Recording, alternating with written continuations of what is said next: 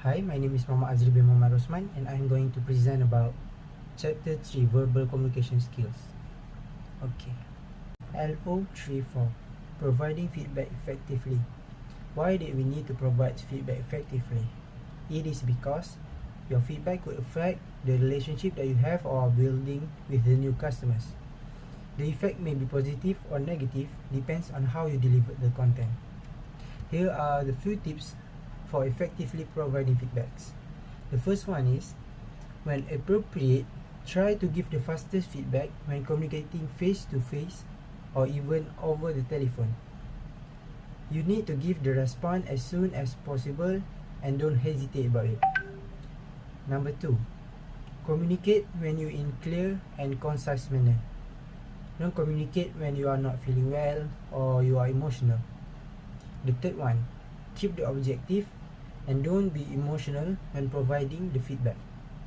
Number 4, make sure that the feedback is right and accurate before providing the feedback.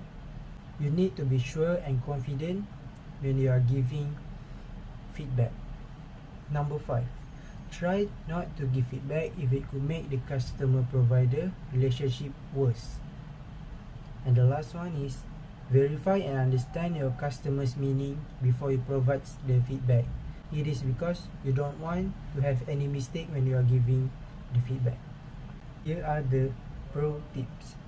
With the expansion of globalization, come millions of people shifting to a new geographic locations throughout the world.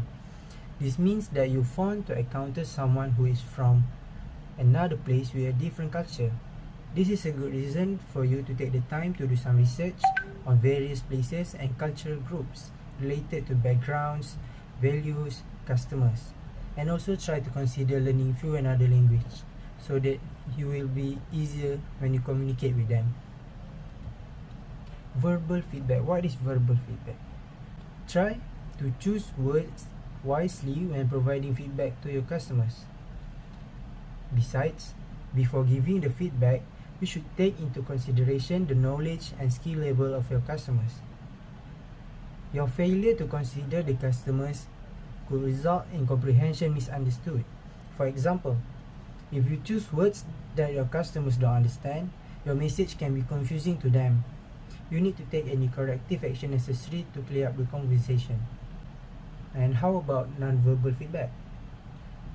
For non-verbal feedback, it is often subject to interpretation based on the customer's background, culture, gender, age, and many factors.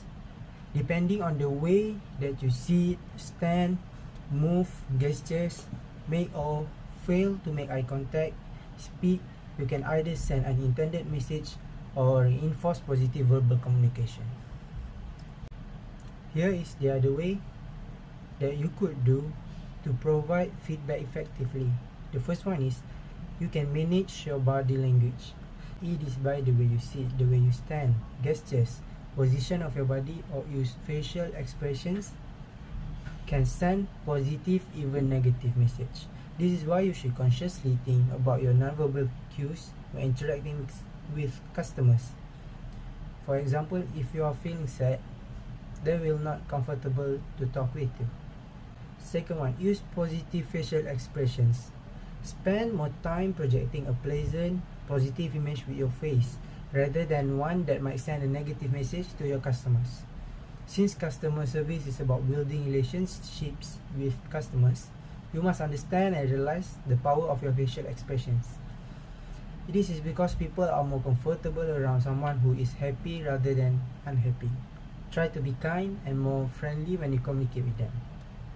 And the next one is, use eye contact effectively. In addition, when you greeting customer, make a regular eye contact. You are suggested no longer than 3 to 5 seconds at a time, and assume a positive, approachable posture throughout your interaction with customer. And that's it.